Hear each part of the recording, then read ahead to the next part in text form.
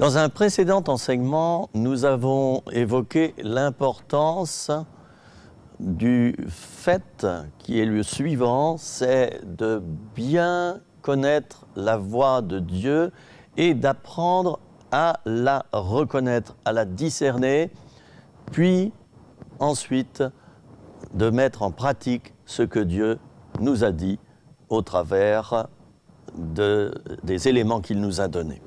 Ce que je propose maintenant, c'est d'étudier les différents canaux, les différents moyens par lesquels Dieu peut nous parler dans notre vie de tous les jours. Et j'aimerais que cet enseignement soit pratique et pas seulement théorique ou intellectuel.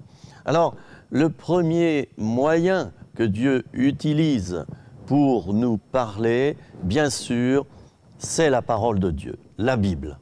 La Bible que chaque chrétien doit apprendre à bien connaître, aussi bien l'Ancien Testament que le Nouveau Testament. Le Nouveau Testament, ce sont les enseignements de Jésus principalement, qui nous sont rapportés dans les évangiles, et puis ce sont les enseignements des apôtres.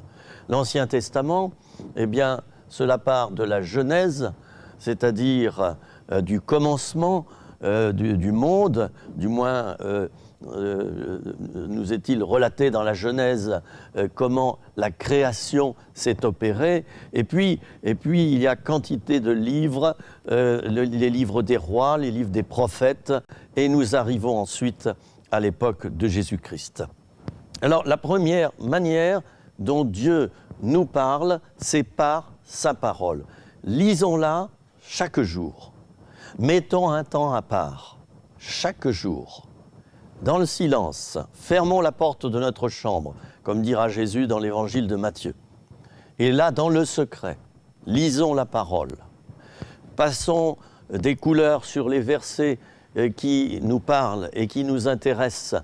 Et ne manquons pas d'étudier chaque jour 1 ou 2 ou 3 chapitres de la parole de Dieu.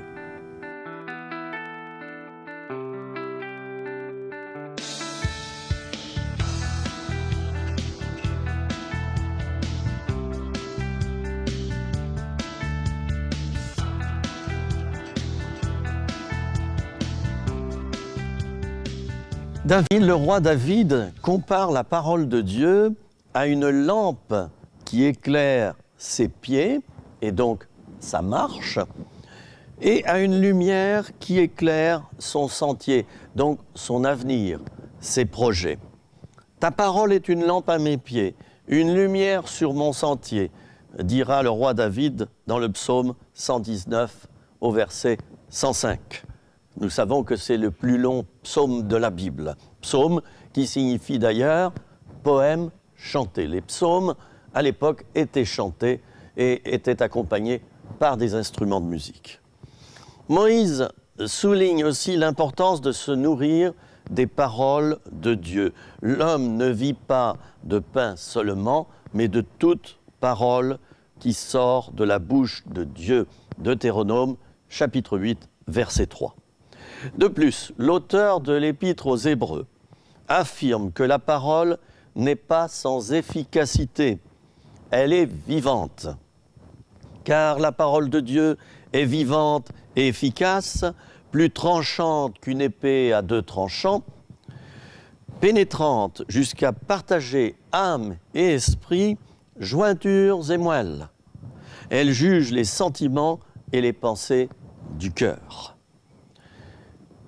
Il est tellement important de savoir que ces écrits ne sont pas lettres mortes, mais lettres vivantes. C'est-à-dire que cette parole dont nous allons nous nourrir va pénétrer à l'intérieur de notre esprit et va nourrir notre cœur. C'est la vérité. Et tous ceux et celles parmi nous qui ont étudié la Bible de fond en comble se sont bien rendus compte de cet esprit vivant qui accompagne la lecture des Saintes Écritures. La parole de Dieu est vraiment une nourriture. Qui n'a pas été béni un jour en lisant simplement une page de calendrier biblique où sont disposés dessus eh bien, un verset de la Bible et un petit commentaire. Qui n'a pas été béni comme par un livre de recettes, par la lecture de nombreux textes bibliques? Et bien sûr, si nous ne comprenons pas tous les versets, eh bien achetons, procurons-nous un dictionnaire biblique ou un commentaire biblique sérieux qui, là, nous apprendra la signification de certains termes un petit peu compliqués à comprendre, surtout dans l'Ancien Testament.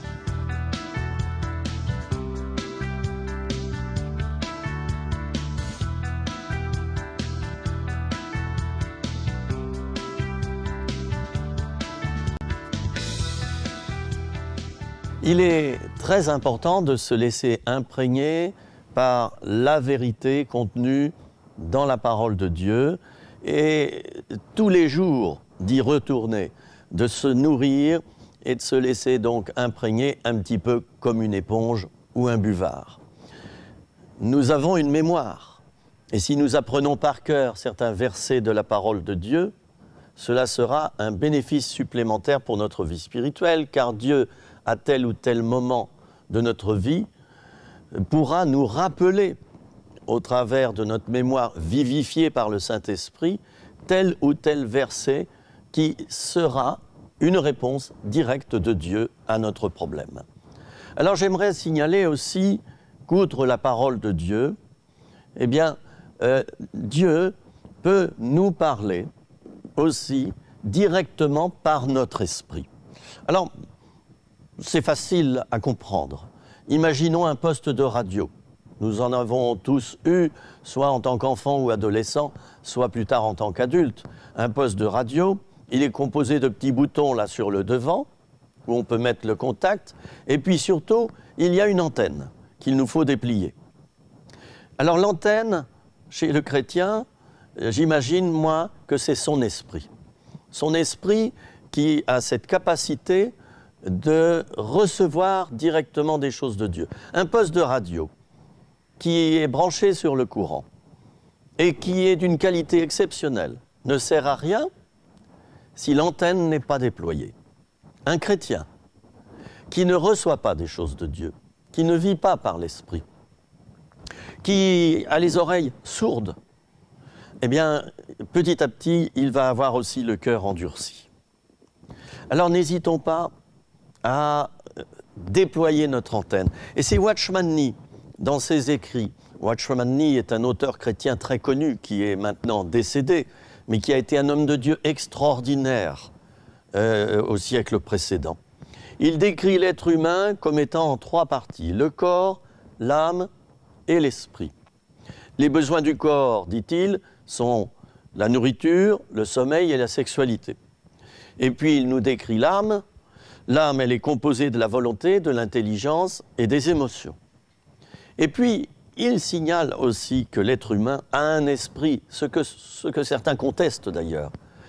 Et il comporterait, cet esprit, la conscience, la communion et l'intuition. Donc la communion, c'est-à-dire la capacité d'être dans une commune union avec Dieu lui-même.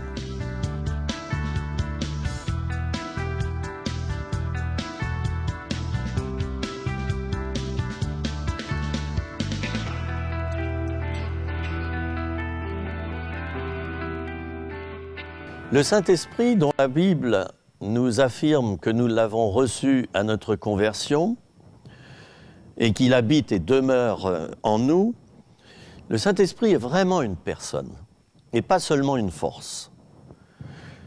C'est une personne qui parle, qui comprend, qui écoute et répond. Il peut sonder nos cœurs, intercéder et aider, nous convaincre que telle ou telle décision est bonne à prendre ou pas, sans que nous en ayons les preuves. Il est capable aussi de nous donner des directives précises, et cela, c'est vraiment important. La Bible dit aussi que le Saint-Esprit, eh bien, on peut lui mentir, l'attrister, l'ignorer. le tenter, lui résister, l'outrager, voire même blasphémer contre lui. Alors comme le Saint-Esprit demeure en nous, nous qui sommes chrétiens, ce Saint-Esprit est capable de communiquer avec notre esprit, dont j'ai dit que c'était comme une antenne dépliée, déployée vers le haut. Et lorsque nous sommes en unité, en communion avec lui, eh bien, le Saint-Esprit va nous parler, va nous convaincre de telle manière que nous saurons que c'est lui qui nous parle. Et nous aurons parfois des intuitions venant directement du Saint-Esprit, de la force et de la personne du Saint-Esprit. Une intuition dont nous savons que c'est le fait de deviner quelque chose qui va arriver. Ne savez-vous pas que vous êtes le temple de Dieu et que l'Esprit de Dieu habite en vous, dira Paul aux Corinthiens? Sous-entendu, cela veut dire que les Corinthiens n'en avaient pas toujours conscience et qu'ils rentraient dans la religiosité peut-être par moments en ignorant la présence du Saint-Esprit en eux. Alors ce Saint-Esprit qui est en moi, en vous, nous devons apprendre à l'identifier. C'est important cela. D'abord, nous devons croire qu'il est présent en nous, sans l'appeler forcément comme étant un esprit qui est à des kilomètres de nous. Nous devons prendre conscience de son existence, de sa proximité, il est en nous, et de son influence. Et là évidemment, c'est une école qui commence. Nous nous mettons au banc de cette école et nous allons apprendre à écouter ce que le Saint-Esprit a à nous dire. C'est passionnant, c'est magnifique de le faire.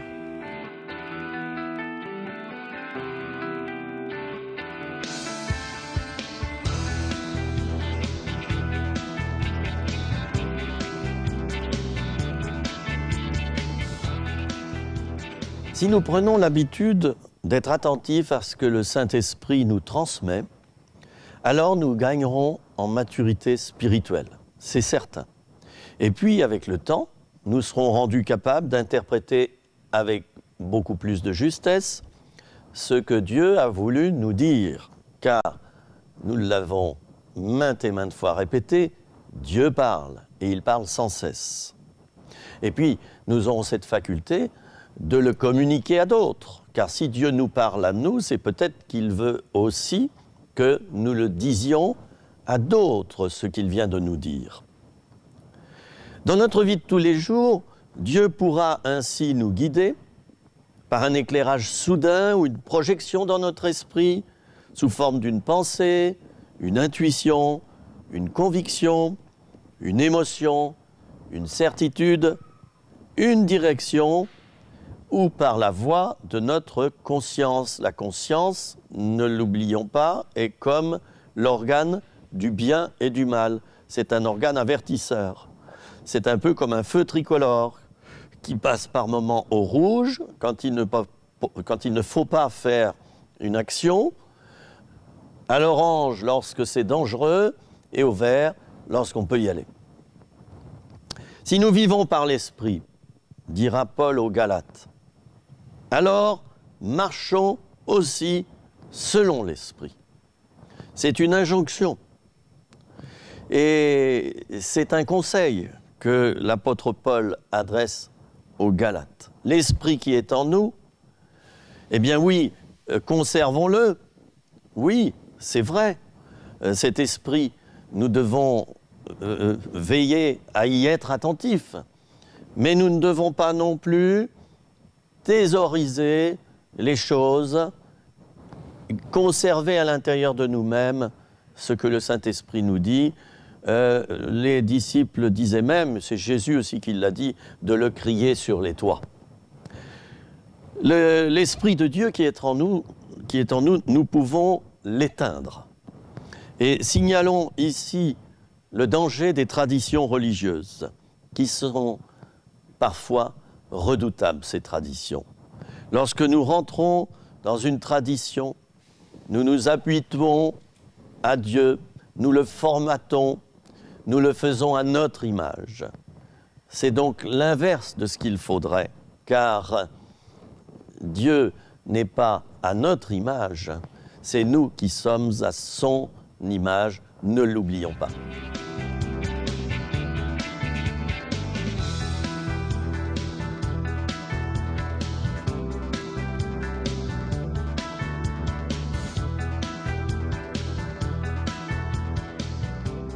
Certains chrétiens ou hommes de Dieu entendent la voix de Dieu distinctement. Et c'est le cas de Moïse, à qui Dieu parlait directement à haute voix. Le texte qui relate cet événement est situé dans le livre de l'Exode, au chapitre 19, ce sont les versets 18 à 20. La montagne du Sinaï était toute en fumée, parce que l'Éternel y était descendu au milieu du feu. Cette fumée s'élevait comme la fumée d'une fournaise, et toute la montagne tremblait avec violence. Le son de la trompette retentissait de plus en plus fortement. Moïse parlait et Dieu lui répondait à haute voix. Ainsi l'Éternel descendit sur la montagne de Sinaï, sur le sommet de la montagne. L'Éternel appela Moïse sur le sommet de la montagne, et Moïse monta.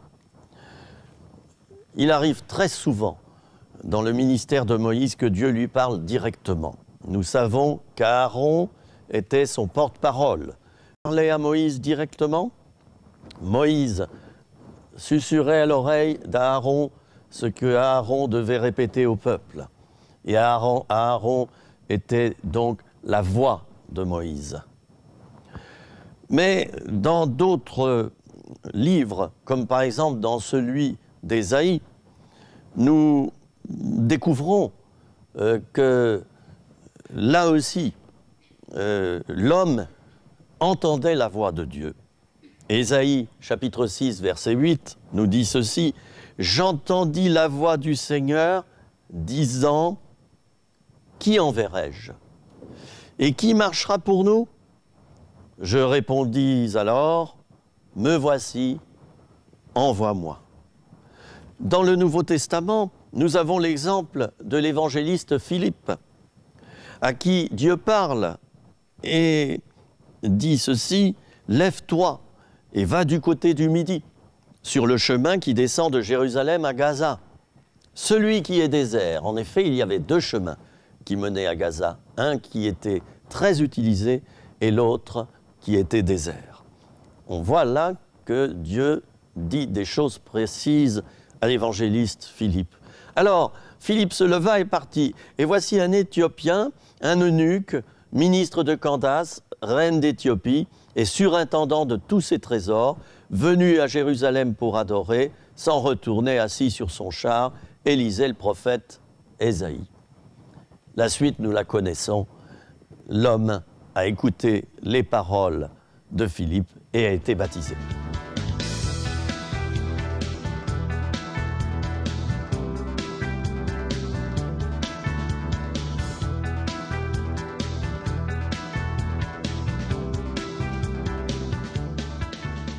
Un autre exemple, c'est celui de l'apôtre Pierre.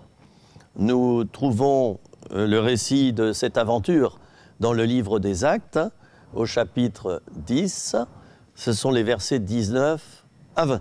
L'Esprit dit à Pierre, comme il était à réfléchir sur la vision: « Voici, 3 hommes te demandent, lève-toi, descends, et pars avec eux sans hésiter, car c'est moi qui les ai envoyés. » Quelle précision encore dans cette parole révélée à l'apôtre Pierre, et cette parole lui a été révélée directement et personnellement. Saul, qui deviendra le grand apôtre Paul et qui était un persécuteur des chrétiens, va être arrêté sur le chemin de Damas. Il deviendra aveugle. Et là, Saul, tombé à terre par la puissance de Dieu, va entendre une voix qui lui dit ceci: « Saul, Saul, pourquoi me persécutes-tu » Et alors, Saul répond à voix haute: mais qui es-tu, Seigneur? Et le Seigneur lui répond distinctement, je suis Jésus que tu persécutes. Nous connaissons la suite, la conversion de Saul, et nous savons que Dieu a envoyé un homme pour lui faire recouvrer la vue ensuite, parce que Saul s'est soumis à son futur ministère. Alors, là, nous avons étudié plusieurs exemples où des hommes ont entendu directement la voix de Dieu. Mais il y a d'autres exemples où ces hommes ont une révélation. Une révélation est donnée lorsque Dieu dévoile à son peuple une vérité, un mystère qui était caché à ses yeux. Alors comment cela se passe quand on a une révélation? Révélation, ça vient du verbe révéler. Dieu révèle. Il révèle directement dans l'esprit de la personne une vérité, une chose à venir. C'est comme si cela s'imprimait. Nous avons souvent dans nos maisons un ordinateur et une imprimante. Eh bien, Dieu procède de la même manière dans notre cerveau. Il imprime quelquefois une chose qu'il nous révèle et nous devenons capables de la comprendre avec l'expérience, bien sûr, avec le temps. Nous décodons en quelque sorte ce qui est indiqué sur l'imprimante et nous pouvons la transmettre plus loin.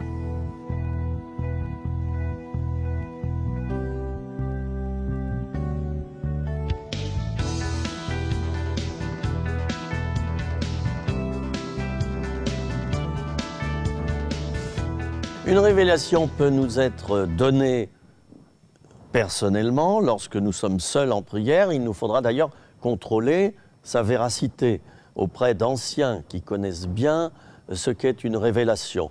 Un discernement est nécessaire. Sinon, n'importe quoi peut arriver, parce que nous pouvons tous, moi comme vous, nous tromper. Alors donc, cette révélation peut nous être donnée personnellement, mais elle peut être donnée aussi au peuple de Dieu d'une manière communautaire.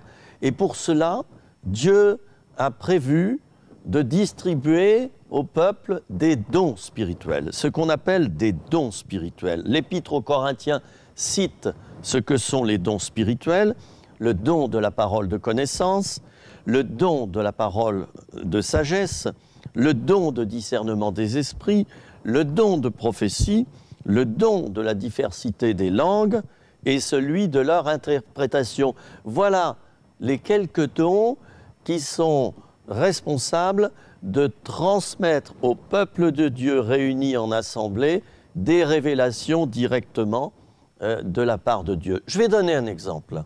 Un homme missionnaire était en congé dans son pays et il assistait donc à la réunion comme il le faisait toujours le dimanche. Il était là, assis sur une chaise et il pleurait. Mon Dieu, mais quand est-ce qu'il faut que je reparte en mission? Est-ce que tu peux m'éclairer? Je ne sais pas. Dois-je partir maintenant ou beaucoup plus tard? Et l'homme en était là à supplier son Dieu d'une manière cachée, secrète. Il ne parlait pas à voix haute. Et tout à coup, on entend dans cette salle un bruit de chaise. C'est une chrétienne âgée qui brusquement s'est levée de sa chaise et elle a simplement prononcé un mot, « maintenant ». Puis elle s'est rassise. Plusieurs qui étaient là autour se disaient « Oh, elle devient un petit peu folle, celle-là ». Eh oui, folle. Et non, justement. Le missionnaire a séché ses larmes et il a prié son Dieu. Et il a dit, Seigneur, c'est extraordinaire, comme tu vois dans les cœurs, comme tu entends les prières, tu as vu mon besoin et tu m'as répondu par cette chrétienne à l'instant même où j'ai fait cette prière. Gloire à ton nom, Seigneur, je t'aime.